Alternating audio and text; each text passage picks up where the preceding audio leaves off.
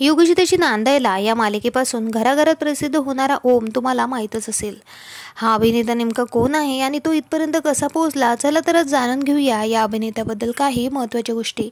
तर या सुंदर दिसणाऱ्या अभिनेत्याचे नाव आहे शाल किंजवडेकर। त्याचा जन्म 1996 साली पुणे महाराष्ट्रामध्ये झाला। लहानपणापासून त्याला ॲक्टिंगची आवड होतीच, परंतु त्याने काही दिवस मॉडेलिंग केली आणि त्यानंतर त्याने इंग्लिश नाटकांमध्ये काम करायला सुरुवात केली।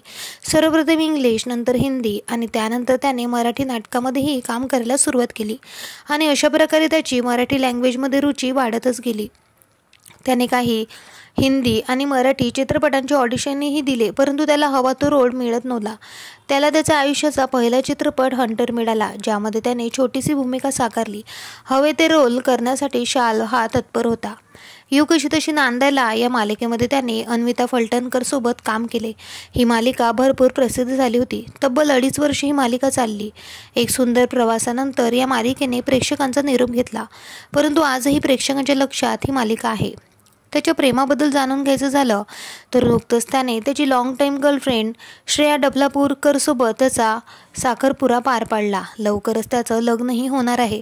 त्याच्या नुकत्याच झालेल्या केळवणाचे फोटोही त्याने इन्स्टावर शेअर केलेले आहे। श्रेया ही एक फॅशन डिझायनर आहे, शिवाय मराठी सिनेसृष्टीतील अनेक अभिनेत्री श्रेयाला ओळखतातही। श्रेया द डिझायनर म्हणून तिचं एक ब्रँडसुद्धा आहे, ज्याची ती अँबॅसिडर आहे। दोघांचं रिलेशन खूप छान सुरू आहे आणि लवकरच दोघं लग्नही करणार आहे।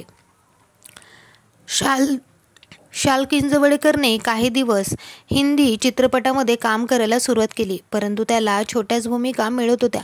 त्यानंतर त्याने मराठी चित्रपटाकडे आपली पाठ फिरवली। त्यासोबत त्याला बकेट लिस्ट, कोडनेम गुंड्या, जरा हटके, सेक्स, ड्रग्ज अँड थिएटर यांसारख्या प्रसिद्ध आणि हिट वेबसिरीज आणि चित्रपटामध्ये काम करायला मिळालं। त्याचसोबत त्याने हंटर या चित्रपटापासून आपला डेब्यू केलेला होता।